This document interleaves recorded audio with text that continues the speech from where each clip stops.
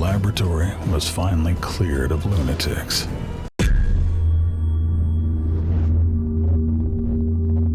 Hello, as always, I am Cosmic, and today we're going to be reviewing Hard West, an indie turn-based tactical RPG which was developed by Creative Forge Games and published by Gambitious Entertainment. Hard West originated on Kickstarter, where it was fully funded and also reached a couple of stretch goals.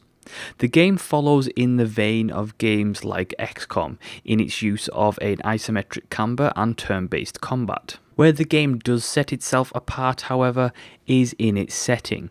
Hard West's setting is somewhat unique in the gaming landscape. The game is set in the American Wild West, but with a supernatural spin.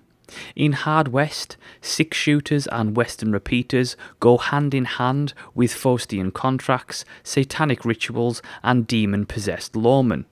The game's setting, alongside its art direction, hell, even its overall aesthetic, it draws you in instantly, providing a wonderful looking universe. The soundtrack also is just utterly fantastic, and it was composed by the same guy who composed the soundtrack to The Witcher 3. The music itself works really well with the theme, and I love how it occasionally gives off this really dark, eerie vibe, but mixes it with old country style music, which is just perfect for the blended supernatural setting. The game's story is presented in 8 scenarios, each with various combat missions and overworld gameplay. Each scenario tells a section of the overarching story, which is narrated by Death himself, with a fantastic voice actor giving the narration a great Wild West twang. The story itself will have you playing several different characters who are each linked to the overall story, which does add a nice variety to the storytelling.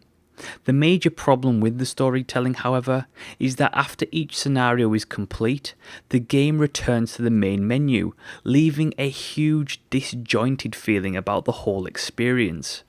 A smooth transition between each scenario and each section of the story would have been a much more immersive experience, and while the narration and the cutscenes draw you right back into the world, it is a noticeably odd experience. Now, like I said, each scenario contains both combat missions and overworld gameplay.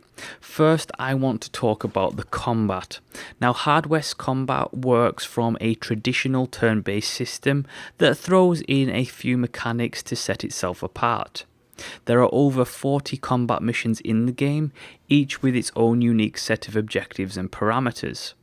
While a few of the maps are repeated here and there, for the most part, most missions will be on handcrafted, unique maps that often not only look good, but provide different challenges inherent into their level design. The turn-based combat itself works from action points, of which each character has 2. AP can be used from everything from movement to attacking to the abilities that your characters will acquire. One of the most important mechanics of the game is the luck meter. Now, instead of having mana or anything like that, the game has luck, which plays a little bit differently compared to traditional turn-based RPGs. Luck is not only the resource required for abilities, but it also affects hit chance.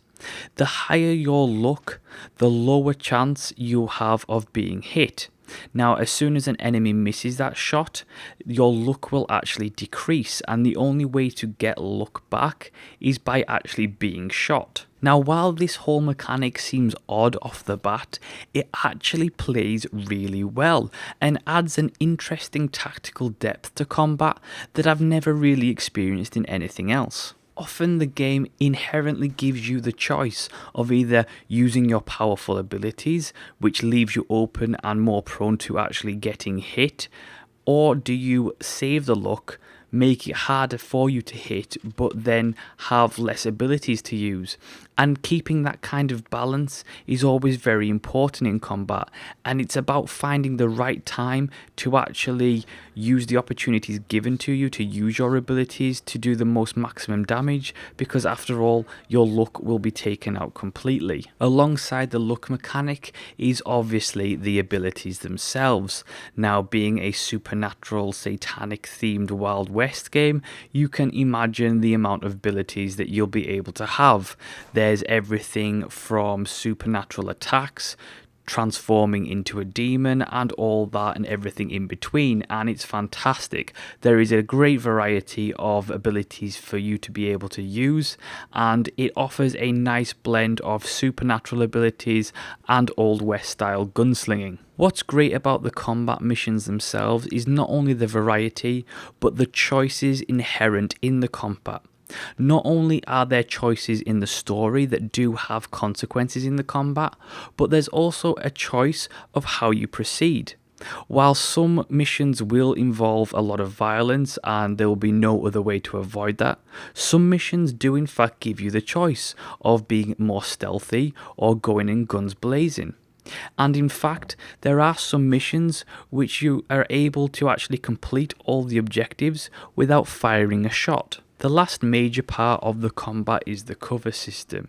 Cover is not only important for avoiding damage, but understanding how the cover system works is crucial to be able to taking your enemies out. While hiding behind the walls are all well and good, many of the objects in the game world are interactable, meaning that you can throw over a table and use that for cover, but it's not just defensive items that you'll be able to use. You'll also be able to ricochet bullets off metal pots to be able to sneak around and pull off really good trick shots to be able to get that enemy who is just too well entrenched. Overall, the combat is really enjoyable in the game, and I think the only negatives come from a technical and varietal standpoint. From a technical standpoint, odd frame rate drops, a couple of graphical glitches and one or two crashes were the only problems that I experienced, and hopefully these will get ironed out very quickly by the developers. From a variety standpoint, while the handcrafted unique maps are all well and good, as well as the unique parameters and objectives for each mission, the enemy variety is just not there, and it's very similar to XCOM in that way, where you just end up facing the same enemies over and over again.